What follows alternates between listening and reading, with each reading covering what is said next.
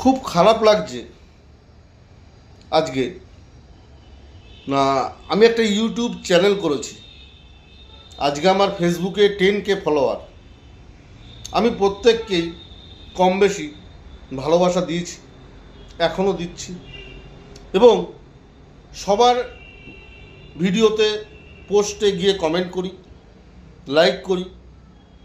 কিন্তু দুঃখের বিষয়, আমি যে ইউটিউব চ্যানেলটা করলাম, আমার বন্ধুরা, ফেসবুক বন্ধুরা সেইভাবে কেউ সাবস্ক্রাইব করলো না।